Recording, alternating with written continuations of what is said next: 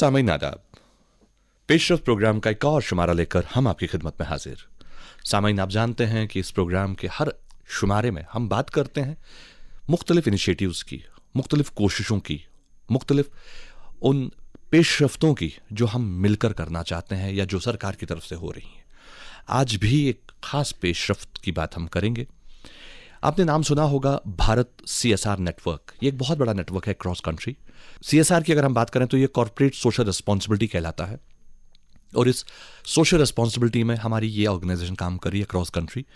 जहाँ पर भी जिस भी किसी चीज़ की ज़रूरत होती है, बेसिक जो रिक्वायरमेंट्स हैं, जो बेसिक हकूक़ हैं एक इंसान के, वहाँ पर अगर कमी है तो ये नेटवर्क सामने आता है और कोशिश करता है। हम जानते हैं यहाँ टूरिज़्म इफ़ेक्ट हुआ अभी कुछ वक्त पहले, जब एक बहुत ही दर्दनाक हादसा हुआ था पहलगाम में। उसके बाद यहाँ टूरिज़्म इफ़ेक्ट हुआ था, लेकिन उस टूरिज़्म को रिवाइव करने के लिए, उस टूरिज़्म को और बेहतर बनाने के लिए हमारा ये CSR नेटवर्क यानी भारत CSR नेटवर्क सामने आया, और इन्होंने अपनी पूरी टीम के साथ यहाँ पर एक्टिविटीज़ की और कोशिश की कि लोगों को बताएं अक्रॉस ग्लोब कि कश्मीर वैसा ही सेफ़ है जैसा आपका घर सेफ़ है। तो आज इसी हवाले से हम बात करेंगे, और इस हवाले से बात करने के लिए आज हमने स्टूडियो में दावत दी है डॉक्टर साजिद सैयद साहब को, जो कि चेयरमैन हैं भारत CSR नेटवर्क। साजिद साहब, आपका बहुत बहुत इस्तकबाल आज के इस प्रोग्राम में। बहुत शुक्रिया आपका सर। जानना चाहेंगे कि ये जो CSR का काम है, क्योंकि मैंने मोटा मोटा तो बता दिया, लेकिन इसकी जो एक्चुअल डेफिनेशन है वो आप दे पाएंगे। थोड़ा सा बताएं हमारे सुनने वालों को कि किस तरह से ये नेटवर्क काम करता है। देखिए, CSR जो होता है वो मैंडेटरी 2014 के बाद से हुई है, जब CSR पॉलिसी को लाया गया था कि हर कॉरपोरेट जो रजिस्टर्ड होता है, BSE लिस्टेड होता है, उसको अपना 2% ऑफ अर्निंग्स CSR में स्पेंड करना होता है, जिसका उसको 100% टैक्स रिबेट मिलता है। तो हिंदुस्तान की जितनी भी और तंजीमें हैं, जितनी भी कॉरपोरेट जो काम करती है, वो अपने अपने लेवल पे इसको CSR को इनिशिएट करती है, गांवों में, स्कूल्स में, एजुकेशन में, हेल्थ केयर में। और जो नहीं कर सकती वो एक कोलेजियम फॉर्म करती है। उस कोलेजियम को मैं हेड करता हूँ, जहाँ पर उसके CSR को हम यूज़ करते हैं। छोटी बड़ी जितनी भी तंजीमें होती है जी, उनके CSR को हम यूटिलाइज करते हैं, और हम ये देखते हैं कि उसका यूटिलाइजेशन सही जगह पर हो। बहुत, चाहे वो हेल्थ में हो, मेडिकल में हो, एजुकेशन में हो, इंफ्रास्ट्रक्चर में हो, वो हर जगह पर इसका यूटिलाइजेशन सही जगह होना चाहिए। सो CSR एक अच्छा इनिशिएटिव है सेंट्रल गवर्नमेंट का जो लाया गया था। अगर वो सही तरीके से यूटिलाइज होता है तो हिंदुस्तान को डेवलपमेंट के रास्ते पे जाने से कोई नहीं रोक सकता। बहुत खूब, बहुत ही बढ़िया। कश्मीर आप आए हैं, इससे पहले भी आप एक विजिट कर चुके हैं कश्मीर का। यहाँ आने का मकसद, यहाँ आने का प्लान कैसे बना, और यहाँ आकर आपने क्या कुछ देखा और क्या कुछ समझा, और आगे क्या कुछ कर रहे हैं? पहलगाम इंसिडेंट के बाद जब हम यहाँ पर आए, और तब से लेकर अब तक मेरी कम से कम ये 28th विजिट है। अच्छा। हाँ, 28th विजिट है, जिसमें हमने हर विजिट में 2 बड़े बड़े एक्टिविटीज़ किए। कश्मीर के जो सोशल मीडिया इन्फ्लुएंसर्स था उनको अवॉर्ड करने का एक प्रोग्राम किया। हम एक लेडीज़ ग्रुप को लाए थे ऑल ओवर इंडिया से, जो आकर यहाँ ये प्रमोट कर रहे थे कि कश्मीर इज़ सेफ़, और जब हम लोग यहाँ आ सकते तो आप क्यों नहीं आ सकते। उसके बाद हमने एक सोशल मीडिया इन्फ्लुएंसर्स के ग्रुप को लाए, जिन्होंने कश्मीर को प्रमोट किया, पहलगाम को प्रमोट किया, कश्मीर के आर्ट एंड कल्चर को प्रमोट किया। द रीज़न ये करने की ज़रूरत है कि हम चाहते हैं लोगों के दिलों में से जो गलत फहमी है, जो डर है यहाँ आने का, वो दूर होना चाहिए। क्योंकि कश्मीर डायरेक्टली या इनडायरेक्टली टूरिज्म पे डिपेंडेंट है, हॉर्टिकल्चर पे डिपेंडेंट है, और उसको सबसे ज़्यादा इसकी मार लगी है। तो हमारी कोशिश पहले भी यही थी, अब भी यही है, और कल भी यही रहेगी कि टूरिज्म दोबारा कैसे रिवाइव हो जाए और इसके बिजनेस में किस तरह और इजाफा हो। ये भारत CSR नेटवर्क की कोशिश रहेगी। जी, पीछे आप 27 दफ़ा आ चुके हैं, ये 28वीं टर्न है आपकी कश्मीर आने की। इन 28 टर्नों में क्या है अभी तक की अचीवमेंट आपकी कश्मीर आकर? देखिए, टूरिज्म को हम धीरे धीरे बढ़ता हुआ देख रहे हैं अभी। सरकार अपनी तरफ से पूरी कोशिश कर रही है, सरकार अपनी तरफ से इवेंट्स हेल्ड कर रही है। जो यहाँ के टूर्स एंड ट्रैवल्स ऑर्गेनाइजेशन है वो अपनी हमारे साथ ही जुड़कर वो भी काफ़ी सारा इनिशिएटिव्स कर रहे हैं। तो ये बेसिकली अगर मैं आपको बताऊं, ये कलेक्टिव एफर्ट है जो हर जगह से हो रहा है। अभी पिछले दिनों हमने यूनाइटेड नेशंस का एक डेलीगेशन हम यहाँ लेके आए थे ऑस्ट्रेलिया से, जो ऑनरेबल एलजी साहब से मिले, सीएम साहब से मिले और लोगों से भी मिले। तो जितने भी हम एडमिनिस्ट्रेटिव हेड से यहाँ पर मिले, हमको यही सुनने मिला कि आपको हमारी तरफ से पूरा सपोर्ट है, आप जो चाहे वो यहाँ पर कर सकते, पर Kashmir should bounce back again. और यही इंटेंशन लेके मैं, आप या कश्मीर का एक आम इंसान भी है, उसी का भी यही इंटेंशन है कि कश्मीर कैसे आगे बढ़े। बिल्कुल सही। आपने डेलीगेशन लेकर आप आए, आपने यहाँ टूरिज़्म को प्रमोट किया, लेकिन टूरिज़्म के अलावा, जहाँ तक मेरी नॉलेज है, टूरिज़्म के अलावा आप बहुत दूर दराज इलाकों में भी गए। उन इलाकों में जाने की वजह क्या थी और वहाँ पर क्या महसूस किया आपने? देखिए, हम जब ऑनरेबल एलजी साहब से मिले तो हमने उनसे CSR इनिशिएटिव्स के बारे में डिस्कस किया था। तो उन्होंने कहा था कि कुपवाड़ा एक ऐसा एरिया है और उसमें कई ऐसे एरिया है जो अंडर डेवलप्ड है, और मैं चाहता हूँ कि पॉलिटिक्स को दूर रखते हुए उस एरिया को डेवलप्ड होना चाहिए।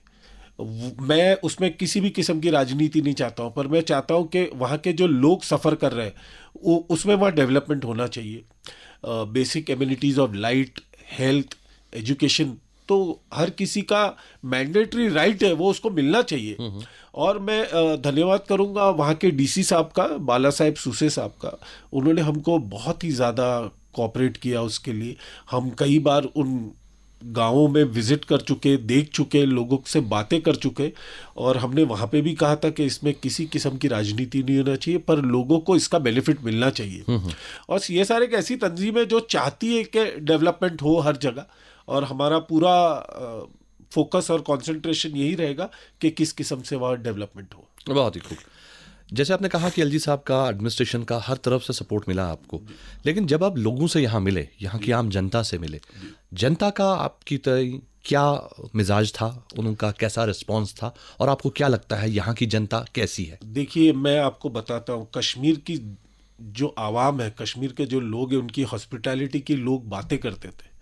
मैं लाइव एक्सपीरियंस यहाँ देख रहा हूँ। मैं आपको नाम गिनाते थक जाऊंगा जिन लोगों ने हमको ऐसे सपोर्ट किया है कि मैं आपको बता नहीं सकता। मैं आप नाम लूँगा, हमारे शफ़ी साहब है यहाँ पर, जिन्होंने हमको कश्मीर में एंट्री करवाई थी। यहाँ पर बहुत सारे लोग हैं, एडवोकेट साजिद साहब है, हमारे RJ उमर साहब है।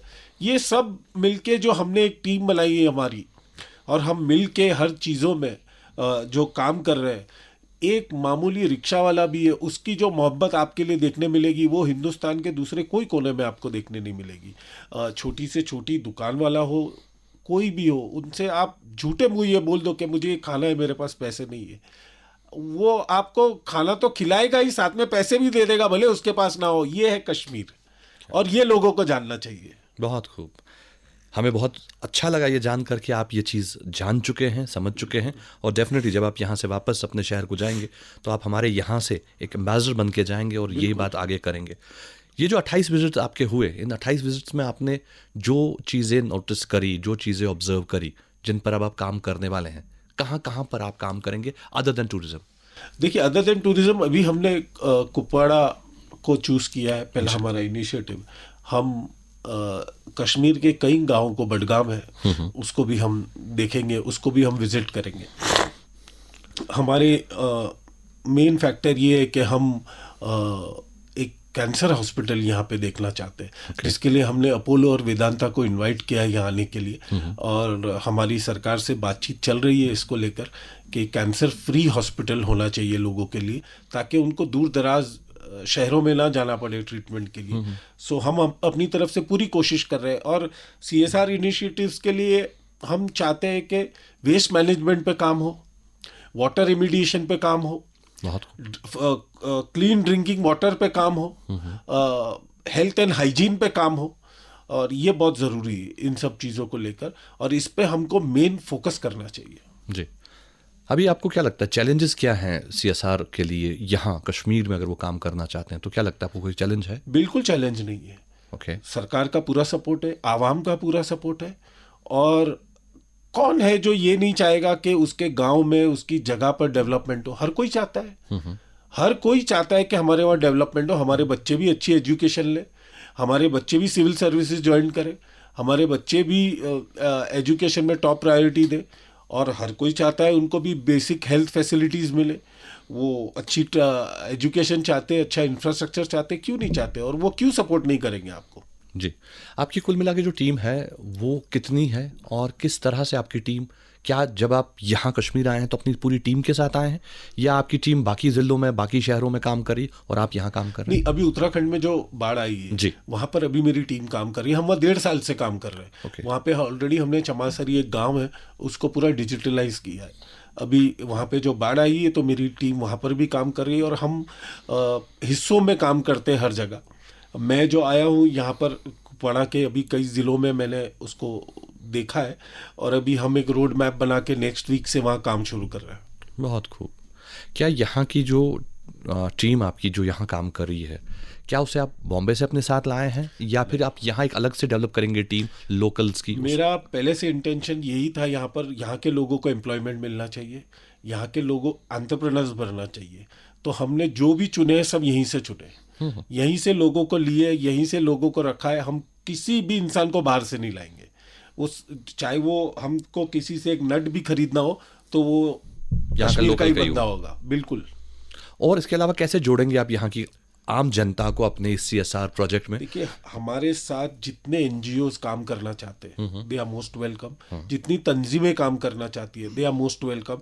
जो कश्मीर की डेवलपमेंट देखना चाहता है, जो कश्मीर को आगे बढ़ता हुआ देखना चाहता है, जो कश्मीर के यूथ को एम्पावर्ड देखना चाहता है, जो कश्मीर की बेटियों को देश के उस मैप पर देखना चाहता है, वो हमारे साथ ज़रूर जुड़े। हम सबको आपके चैनल के माध्यम से इनवाइट करना चाहते हैं।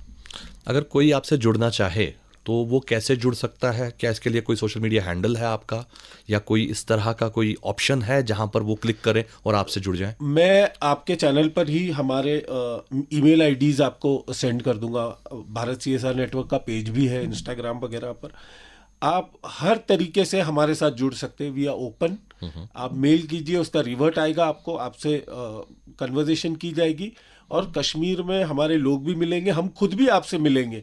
हम ऐसे लोगों से जुड़ना चाहते हैं, मिलना चाहते हैं।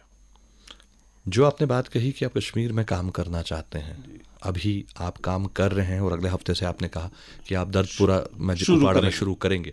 इसके बाद नेक्स्ट कहाँ जाएंगे आप? जैसे हमको इंस्ट्रक्शंस मिलेंगे एडमिनिस्ट्रेशन के, हम वैसे काम करेंगे। पर हमने जो लिस्ट बनाई है उसमें दर्दपुरा के अंदर भी 2 दर्दपुरा है। हम वहाँ पे ही काम करते करते हमको काफ़ी वक्त निकलेगा, बिकॉज वो बहुत ही बड़ा वास्ट एरिया है, वो बहुत वास्ट एरिया है वो, जो हमने देखा है अभी। उस दौरान हमारा नेक्स्ट ऑप्शन बडगाम में है, और श्रीनगर में भी कई ऐसे इलाके जिसमें हमको लगता है काम करने की ज़रूरत है। और वाटर रिमीडिएशन है, वेस्ट मैनेजमेंट है, इसके ऊपर भी हम काम करेंगे। दर्दपुरा जो इलाका आपने चूज किया है उसमें कहाँ से शुरुआत करेंगे आप? किस चीज़ की कमी आपको वहाँ लगी और किस किस चीज़ पर काम करने की जरूरत? सोलर लाइट्स हम वहाँ पर शुरू कर रहे हैं पहले तो। ओके। हमने 300 हाई मास्ट लाइट्स अभी ऑर्डर की है, और हर एक घर के पार हम एक लैंप पोस्ट सोलार का हम देंगे उनको। सोलार का देने का बेनिफिट यही है कि it is free of electricity. बिल्कुल। और ग्रीन एनर्जी है, एनर्जी को हम प्रमोट कर रहे हैं। प्लस वो it is one of the top listed companies जो वो प्रोवाइड कर रही है। So it's going to, and पूरा मेंटेनेंस भी हमारे पास होगा। वो ऐसा नहीं है कि फॉर्मेलिटी के लिए लगा दिया छोड़ और वो भूल गए, नहीं, उसको मेंटेन भी हमारी ऑर्गेनाइजेशन। ये मेंटेनेंस कितनी देर आपकी रहेगी? ये 5 साल तो पहले हम करेंगे इसको। फिर अगर एडमिनिस्ट्रेशन अपने पास लेना चाहे तो वेलकम, अगर नहीं लेना चाहे तो भी हम अपने पास रखेंगे और भी इसको चला लेंगे। बिल्कुल चलाएंगे हम। सईद साहब, जब आप कश्मीर नहीं आए थे जी, तब आपके जहन में जो कश्मीर की छवि थी वो क्या थी? पहाड़, शिकारा और लाल चौक। अच्छा। पर यहाँ आने के बाद मैंने एक्चुअली कश्मीर का जो कल्चर देखा, कश्मीर के लोगों की जो मोहब्बत देखी और हॉस्पिटैलिटी देखी, इट इज़ इनकम्पेरेबल। आप किसी दुनिया के कोने के से नहीं कर सकते। यहाँ पे लोग आपकी मोहब्बत के भूखे, आपके पैसे के नहीं। आप उनको मोहब्बत में 2 चीज़ बोल दो, वो आपके लिए रेड कारपेट डाल देंगे। और कश्मीर के लोगों की जो मैंने मोहब्बत इतने वक्त में यहाँ देखी, इनकम्पेरेबल। कितने मुतमईन हैं आप कि आपने कश्मीर को चूज किया अपने इस प्रोजेक्ट के नेक्स्ट जो फेज में? अगर नहीं चूज करता तो शायद बहुत बड़ी गलती करता। और चूज करके मैंने मेरी लाइफ का एक बहुत अहम फेज चूज किया है कश्मीर में आके। Kashmir is my second home, अभी आप कह सकते हो इसको। माशाल्लाह। मैं या किसी भी दरवाजे पे खटखटा के रहने जा सकता हूँ, मुझे वहाँ कोई मना नहीं करेगा। I am 100% sure. माशाल्लाह, बहुत ही खूब। सीएसआर का जो आपका कोर टीम है, इस कोर टीम में कौन कौन होते हैं और किस तरह से इसका नेटवर्क काम करता है? मेरी सीएसआर कोर टीम के अंदर 22 लोग हैं और कुछ प्रोजेक्ट्स हैंडल करते हैं, कुछ लाइजनिंग करते हैं गवर्नमेंट डिपार्टमेंट के साथ, और कुछ कॉरपोरेट्स के साथ सोशलाइज करते हैं। द रीज़न इज जितने ज़्यादा कॉरपोरेट्स आएंगे उतना ज़्यादा सीएसआर ग्रांट हमारा बढ़ेगा जी। तो ये देखते हुए मेरी जो 22 लोगों की कोर टीम है वो 9 to 5 जॉब नहीं करती। उनको 24/7 काम करते हैं। उनको मेरे जैसा 24/7 फोन पे अवेलेबल होता है। देखिए, अगर काम आप सैलरी के लिए करते हो तो भी अच्छा है, पर जब आप पैशन के लिए करते हो तो ना, बहुत अच्छा है। तो बहुत अच्छा है। बिल्कुल सही। तो यही एक फर्क है कि आप जब एक विजन के साथ जुड़ जाते हो, not just for a 10 to 5 job या 9 to 5 जॉब, तो जब आप पैशन के साथ जुड़ोगे, आप विजन के साथ जुड़ोगे, आपको समझ में आएगा कि आप क्या काम कर रहे हो। बहुत ही खूब। जब ये सीएसआर का ये जो शुरुआत हुई थी नेटवर्क की जी, जब हमारी हुकूमत बनी थी सेंटर में, तो उन्होंने सीएसआर का ये जो दिया था कॉन्सेप्ट, पहले साल के जो फंडिंग थी वो कितनी थी और आज हमारे पर ईयर की फंडिंग क्या है? देखिए, मैंने जब सीएसआर शुरू किया था और मैं कॉरपोरेट्स के पास जाता था तो वो मुझे 3-3, 4-4 घंटा बिठा के रखते थे और एंड में यही बोलते थे कि यार ये क्या है, ये क्या ज़रूरत है इसकी, you know, and this not going to work. मैंने 10 लाख से शुरू की थी, कोई किसी से 5 लाख मिल गए, किसी से 2 lakh, 1 lakh, just for the sake of doing. वो भी उन लोगों से जो मेरे नोन सर्कल। अच्छा, अपने जानने वालों से मेरे लिया था? जानने वालों से। पहले आपने वहीं से शुरुआत करी? मैंने वहीं से शुरुआत, भाई तेरी कंपनी यार, तू इतना कमाता है, मुझे 1 लाख रुपए दे दे, हम करेंगे। तो हम स्कूल्स में छोटे फंक्शन करते थे, स्कूल के अंदर एक वाटर कूलर लगा दिया या कहीं पे कुछ लगा दिया, ऐसे करते करते करते today we collect around 280 to 300 crore rupees. माशाल्लाह, इतने सारे लोग जुड़ चुके हैं। इतने सारे लोग। देखिए, जब आप काम करते हैं और दिल से करते हैं, और जब काम दिखता है आपका लोगों को, बिल्कुल सही, तो वो 100% आपके साथ जुड़ना चाहेंगे। बेशक बेशक। लेकिन आपके काम सिर्फ कागज पे रह गए तो फिर लोग नहीं जुड़ेंगे, और तो जो जुड़े हुए हैं वो भी टूट जाएंगे। बिल्कुल सही। तो आप जितने ज्यादा लोगों को जोड़ेंगे, आपके काम की वजह से ही जोड़ेंगे। जैसे जो लोगों ने नागालैंड में देखा है, जो लोगों ने उत्तराखंड में देखा है, गोवा में देखा है, सारे जगह देखा है, वो 100% जुड़ते हैं। माशाल्लाह, बहुत ही खूब। तो आपके लिए ये कहना गलत नहीं होगा कि एक शायर ने बड़ा खूब कहा है कि मैं अकेला ही चला था जानबे मंजिल, मगर लोग साथ मिलते गए और कारवां बनता गया। बिल्कुल सही। क्योंकि शुरुआत लाख रुपए से, 2 लाख रुपए से होते होते आज तकरीबन हम 300 करोड़ टच करने जा रहे हैं। और ये 300 करोड़ सिर्फ बहबूद के काम के लिए है, बिल्कुल बेटरमेंट के लिए है, इजी लाइफ के लिए है। कैसा महसूस कर रहे हैं आज आप? देखिए, मुझे एक आपके घर में अगर जो बड़े बुजुर्ग या आपके वालिद होते हैं, जो आपके पीठ पर हाथ रख के सिर्फ इतना कह दे कि तू कर, मैं हूं। अरे क्या बात है। तू कर, मैं हूं डज नॉट मीन कि वो आपको पैसे दे रहे हैं। आपके पीछे एक बहुत बड़ा सपोर्ट रहता है। बिल्कुल सही। बस मैं उसी ताकत से आज यहाँ पर हूँ, और जो कुछ भी मैंने लाइफ में अचीव किया है, I am a double doctorate in human psychology माशाल्लाह, एंड सीएसआर में मैंने डॉक्टरेट की है भी। माशाल्लाह। It is all because of my parents. So मैं आज अगर मेरे वालिद को मैं कभी ये कहता हूँ तो वो बोलते हैं लाइफ में 2 ही चीज़ हो सकती है, या तुमको वो चीज़ मिलेगी या नहीं मिलेगी। तो वो फियर ही मेरे अंदर से निकल गया है। बहुत खूब, बहुत ही खूब। यहाँ पर आपने आज रेडियो पे ये बोला कि आपका सेकंड होम कश्मीर बन चुका है। बिल्कुल। तो जो साथी, जो दोस्त आपको इस वक्त सुन रहे हैं, वो ये ज़रूर जानना चाहते होंगे कि अगर सेकंड होम ये है तो फर्स्ट होम कहाँ है, कहाँ से ज़िंदगी की शुरुआत हुई, पैदाइश डॉक्टर साजिद सैयद की कहाँ हुई और कहाँ से ज़िंदगी का आगाज़ हुआ? मैं मुंबई में रहता हूँ, मुंबई में पला बड़ा हूँ, एजुकेशन मुंबई में ही की है, और लाइफ भी पूरी मुंबई में ही गुजारी है और कहीं नहीं रहा हूँ। बट मुझे ऐसा लगता है जब मैं कश्मीर से वापस जाता हूँ तो ऐसा लगता है कि मैं क्यों इतने जल्दी आ गया वापस, क्योंकि यहाँ से फिर लोगों के फ़ोन आते हैं, यहाँ इतनी बर्फ़ पड़ रही है, यहाँ क्लाइमेट इतना अच्छा हो गया है, आप चले गए। बट घर के भी मामले हैं, काम भी रहता है वहाँ पर भी और सारे काम रहते हैं, अलग स्टेट में भी काम रहते हैं। अब मैं बताऊँ, मैं पहले गया मसूरी में 4 दिन रहा, वहाँ से आया दिल्ली में 5 दिन रहा, वहाँ से भी कश्मीर आया हूँ। तो अब यहाँ का भी काम शुरुआत करके फिर वापस बम्बई जाऊँगा, फिर वो सर्कल चलेगा। तो ट्रैवलिंग काफ़ी रहती है आपकी? हाँ, बहुत ट्रैवलिंग रहती है। जिंदगी में क्या सोचा था जब हम जवानी की दहलीज पे आते हैं? तो एक ख्वाब के साथ आते हैं कि मुझे जिंदगी में ये करना है, ये हासिल करना है, यहाँ पहुंचना है। आपने क्या सोचा था? मैं अगर आप देखेंगे तो हमारे दोनों भाइयों में सबसे शरारती बच्चा मैं था। ओके। तो मेरे फादर हमेशा बोलते थे लाइफ में कभी कुछ नहीं करेगा। आपकी स्माइल आज भी ये बात कहती है वैसे। हाँ, तो मैंने लाइफ में एक मोटो बनाया था कि मेरे वालिद सबको ये बोले कि I am very proud of my son. माशाल्लाह। और आज वो सबको यही बोलते हैं कि I am very proud of my son. तो मुझे ऐसा लगता है कि मैंने लाइफ में अभी सब कुछ कमा लिया है। बहुत खूब। Money is always secondary. Yes. But आज जो मेरे वालिद फ़ख्र से अपने दोस्तों से रिश्तेदारों में बोलते कि I am very proud of my son. तो मुझे किसी ने एक बार बोला था कि तुम्हारे पापा तुम्हारे साथ रहते हैं। मैंने नहीं, गलत बोल रहा हूँ, मैं मेरे पापा के साथ रहता हूँ। वाह, क्या बात।